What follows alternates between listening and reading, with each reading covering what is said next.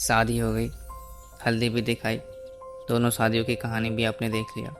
हंसी मजाक मस्ती जो कुछ भी कैमरा ने रिकॉर्ड किया वो सब आप तक पहुंच गए। लेकिन इतना सब दिखाने के बाद भी मेरे दिल में कुछ बातें अभी तक रह गई हैं, कुछ एहसास जो किसी फ्रेम में नहीं आ सके। आज उन्हीं बातों को आपसे बांटना चाहता हूँ। ये सिर्फ एक और वीडियो नहीं है, यह है एक डायरेक्टर्स कट।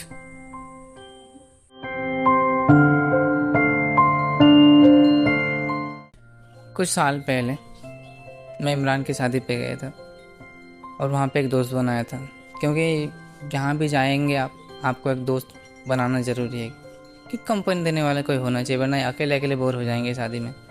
तो और जितने सारे बच्चे थे सभी को मैंने कहानियाँ सुना के बस में कर लिया था। अब बहुत मज़ा आ रहा था, क्योंकि ये साले हरामी बच्चे ही तो सबसे ज़्यादा मज़े करते हैं शादी में। तो उनके साथ हम भी मज़े कर रहे थे। रिसेप्शन का दिन आया और इमरान की जितनी सारी सालियाँ थी भर भर के आई, सब 20-50 सालियाँ आई थी।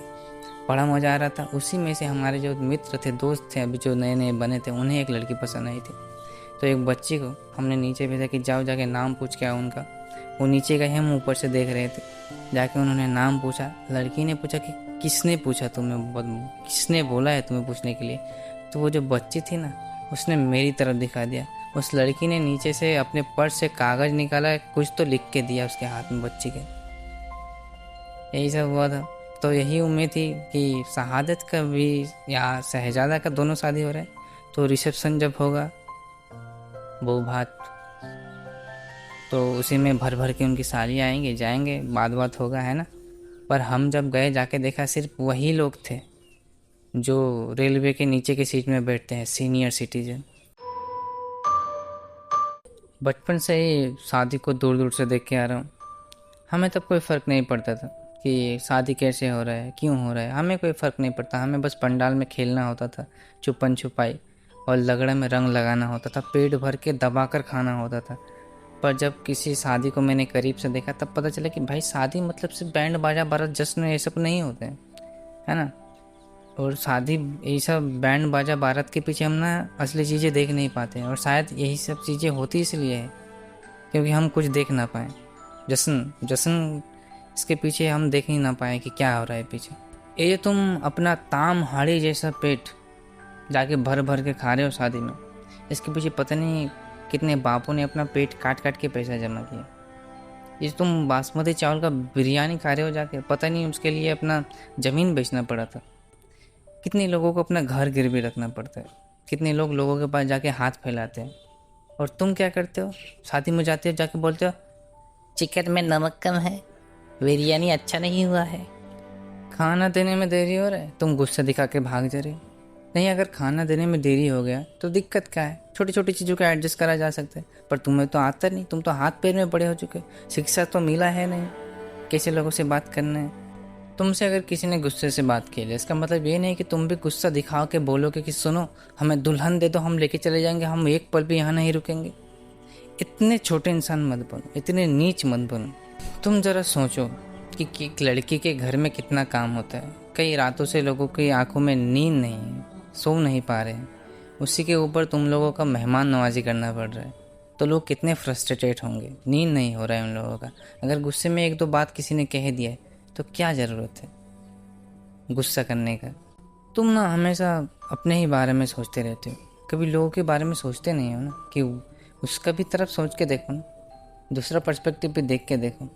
तुम्हें क्या लगता है तुमने बहुत बड़ा महान काम किया है? लड़की के माँ बाप तुम्हारे पीछे पीछे घूम रहे तुम्हें मनाने के लिए, तुम रूठ के भाग चुके हो वहाँ से, छोटे बच्चे की तरह तुम्हारे पीछे पीछे घूम रहे। तुम्हें तो बड़ा मज़ा आ रहा ना कि देखो I am the important person. भाई शादी में जा रहे हो, खाना इम्पोर्टेंट थोड़ी ना है। वहाँ पे अगर मूढ़ी चनाचूर भी खिला रहे तो खुशी खुशी खाओ और वापस आ जाओ। याद रखो कि शादी पे जा रहे हो, खुशी के दिन पे जा रहे हो, तो कोशिश करो खुशियाँ बढ़ाने की, खुशी में आँख मत लगाओ। इसलिए मैं कहता हूँ शादी पे हमेशा उन लोगों को बुलाइए जो आपकी शादी से, आपकी खुशी से खुशी हैं। उन्हें मत बुलाइए, उन्हें दावत मत दीजिए जो सिर्फ अपना पेट भरने जा रहे हैं। और एक कड़वा सच ये है कि शादी में जितने भी लोग जाते हैं उनमें ज़्यादातर कोई खुश नहीं होता है। वो सिर्फ अपना फ़र्ज़ निभाने, ड्यूटी निभाने जाते हैं। दिल से खुश कोई नहीं होता है ज़्यादातर। इसीलिए बार बार बोलता हूँ, जहाँ भी जा रहे हो जाने से पहले अपना मन ठीक कर लो, वरना तुम खराब मन लेके जाओगे और वहाँ पे भी जाके सब कुछ खराब कर दोगे। तो जब मैंने देखा ये सब कुछ हुआ वहाँ पे, तो हम लोग तो वहाँ पे और रह नहीं पाए, क्योंकि हमें बड़ा ख़राब लग रहा था। हम वापस आ गए घर। अस्सलाम वालेकुम। जैसे हमारे यहाँ दुर्गा पूजा होता है, काली पूजा होता है, वहाँ पे कमेटी होता है। कमेटी में कुछ मेंबर्स होते हैं, जो भी कोई आके झमेला करता है उन्हें लेके जाके खींच के बाहर कर देते हैं। वैसे ही कमेटी शादी में होना चाहिए। जो लोग झमेला करेंगे, जो लोग ज़्यादा नाटक करेंगे कि भाई खाना अच्छा नहीं है, इधर आओ, मेरा पेट दबा के दो, उन्हें तुरंत धक्के मार के बाहर निकाले। अगर आप लोगों ने मेरा एंगेजमेंट वाला वीडियो देखा है तो आपको पता होगा कि मैं क्यों गया था। मैं कहीं भी जाता हूँ ना तो मेरे मन में एक ही प्रोजेक्ट चलता है, क्या पता कोई मिल जाए, यही। पर इस बार ऐसा कुछ नहीं था, क्योंकि सिंपल सी बात है। देखो साहब, इस दुनिया में आए हैं सिर्फ शादी करने के लिए थोड़ी ना आए हैं। ज़िंदगी का और भी बड़ा बड़ा पर्पज़, मकसद है। इसलिए मैंने खुद से ढूंढना छोड़ दिया है, पूरा कुदरत के हाथ में छोड़ दिया है। अब जो होगा देखा जाएगा। पर ऐसा नहीं कि मैंने जंग का मैदान ही छोड़ दिया है, ठीक है। अभी भी किसी को देख लेता हूँ, लगता है कि शायद ये मेरे लिए है। जैसे शहजादे की शादी पे हम गए थे पुचका खाने, तो पुचका दुकान पे इतना ज़्यादा लंबा लाइन था, जैसे वहाँ पे राशन दे रहे हैं। तो एक लड़का आता है और हमें खींच के अंदर लेके जाता है, लेके जाके बोलता है देखो वो जो लाल कपड़े वाली है, कुर्ते वाली है, अच्छी है। मैंने कहा हाँ अच्छी तो है। देखो साहब, हमें बचपन से पता है कि हम दिखने में उतना गुड लुकिंग नहीं, ना ही हमारी हाइट है, ना ही हमारे शरीर पे मांस है, गाल टुकड़ा है ऊपर से। इसलिए जब भी कोई हमें देखती है तो हम दो चीज़ सोचते हैं। सबसे पहला एक कि हमारा पेंट का चेन तो खुला नहीं है, और दूसरा उसका पैर देखते हैं, पैर उल्टा तो नहीं है, कहीं भूत चुड़ैल तो नहीं है। क्योंकि मुझे अभी खुद पे यकीन ही नहीं होता है कभी भी कि मुझे भी कोई ऑपोजिट जेंडर देखती है या देख सकती है, कभी यकीन ही नहीं होता है। फिर मैंने उस लड़के को कहा कि देखो तो मेरा पेंट का चेन तो नहीं खुला है। उसने कहा नहीं लगा तो है। फिर मैं थोड़ा आगे की ओर गया, ऐसे झुका नीचे। उसने कहा क्या देख रहे हो? मैंने कहा उसका पैर देख रहा हूँ, उल्टा तो नहीं है, चुड़ैल तो नहीं है, हैं? मैंने कहा सब कुछ ठीक है, फिर देख क्यों रही है? फिर एक लड़का आता है हरामी, आगे बोलता है सुनो वो तो मुझे भी देख रही है। मैंने कहा क्या, सबको देख रही है? फिर एक लड़का आता है आगे बोलता है सुनो उसके बहुत पैसे वाली। मैंने कहा कैसे? कि मेरा, तुम्हारा और इसका, 3 लोगों का मिला के सैलरी जितना नहीं है महीने का, उससे ज़्यादा उन लोगों के घर का बिजली का बिल आता है। मैंने कहा घर है कि यात्रा का स्टेज, साला लाइट ही भर के रखते हैं क्या? खैर मुद्दन के साथ बाहर गए तो देखा सामने से वही लड़की आ रही थी जिनको हमने एंगेजमेंट में देखा था, और सच कहें तो हमें अच्छी भी लगी थी। और पता नहीं क्या पहने थी वो, गाउन या कुछ तो फरारा सरारा, बेहद ही खूबसूरत लग रही थी। मुद्दन ने कहा अरे इसे तो मैं पहचानता हूँ, बोलो तो बात करो। मैंने कहा नहीं भाई, ये बहुत ज़्यादा खूबसूरत हो जा रही है, इससे नहीं करना है शादी वादी, क्योंकि अगर इससे मैंने शादी कर लिया तो पूरी ज़िंदगी ताने सुनने पड़ेंगे। बोलेगी कि सुनो बहुत अच्छे घर से रिश्ते आते थे मेरे, तुमसे बहुत अच्छे लड़के थे, बहुत दिखने में भी, पैसे में भी, गोरे भी, चिट्टे भी, लंबे भी, हट्टे कट्टे भी। तुम पे ना तरस आ गया था, रहम आ गया था। ये सब मुझे नहीं चाहिए, इसलिए मुझे नहीं करना। मेरा एक दोस्त है दार्शनिक चुन्नू, वैसे उसका नाम चुन्नू है, हम उनसे प्यार से दार्शनिक बोलते हैं क्योंकि बड़ा फिलोसॉफिकल बात करते हैं। मैं शादी से आके ही तुरंत चुन्नू को फ़ोन लगाया। उन्होंने सामने से एक ही बात पूछा, सुनो बता कोई पसंद है? मैंने कहा हाँ वही पसंद है जिसको एंगेजमेंट में पसंद किया था। उन्होंने कहा तुम बात किया तुमने? मैंने कहा कैसे बात कर, हमने उनको पसंद किया, उन्होंने थोड़ी ना हमें पसंद किया, और वैसे भी कैसे करेगी पसंद? ना ही हम फिट फाट है, ना ही हैंडसम। एक तो 40-45 के साल में बाप चाचा की तरह टकले हो जाएंगे, और वो बेहद ही खूबसूरत, इतनी खूबसूरत कि उसका स्किन से लाइट रिफ्लेक्ट होकर हमारी आंखों पे लग रहा था, हम देख नहीं पाते उसकी तरफ, इतनी खूबसूरत थी, इतनी गोरी थी। फिर उन्होंने एक ऐसा बात कहा जिसको सुनते ही मैंने फ़ोन काट दिया। उन्होंने कहा कि तुम अभी तक वही खूबसूरती में अटके पड़े हो, तुम अभी भी वही शरीर में ही अटके पड़े हो, तुम जिसे खूबसूरती कहते हो वो एक लड़की के लिए श्राप होता है, बरदुआ होता है। मैंने कहा फालतू बात मत करो, फ़ोन रख दो तुम। पहले तो मुझे फालतू बात लगा था, फिर जब मैंने सोचा तो मुझे लगा कि नहीं, सही में जो लोग दिखने में अच्छे होते हैं उनके लिए खूबसूरती तो एक बरदुआ ही तो होता है, श्राप ही तो होता है। क्योंकि देखो सिंपल सी बात है, मुझे पता है कि मैं दिखने में अच्छा नहीं हूँ। अगर मुझे किसी ने पसंद किया तो वो शायद मेरी फिज़िकल बॉडी को नहीं, बल्कि फिज़िकल बॉडी के अंदर जो मैं एक इंसान हूँ, जो एक है ना मेरे अंदर पप्पू भैया पर्सनालिटी, उसको पसंद करेगी। और इसीलिए कोई मिलती ही नहीं है, क्योंकि ऐसी लड़की है ही नहीं दुनिया में। पर आप ज़रा उन लोगों का सोचिए, उन लड़कियों का जो दिखने में अच्छी होती है, खूबसूरत होती है, क्या उन्हें कोई सच्चा प्यार करने वाला मिलता है? बहुत कम। ज़्यादातर लोग उन्हें इसलिए प्यार करते हैं क्योंकि वो दिखने में अच्छी होती है, खूबसूरत होती है, इसलिए उन्हें कभी सच्चा प्यार मिलता ही नहीं। अब सामने वाला लड़का जितना भी बोल दे कि भाई प्रशांत महासागर से गहरा हमारा प्यार है, वो झूठ बोल रहा है। आप कोई भी लड़के को पूछे कि आप मुझसे क्यों प्यार करते हो, वो आपको कुछ ही बात बोलेगा, क्योंकि तुम देखने में बहुत सुंदर हो, और बोलेगा तुम्हारे बाल बहुत अच्छे हैं, फिर बोलेगा तुम्हारी आंखें बहुत नशीली है।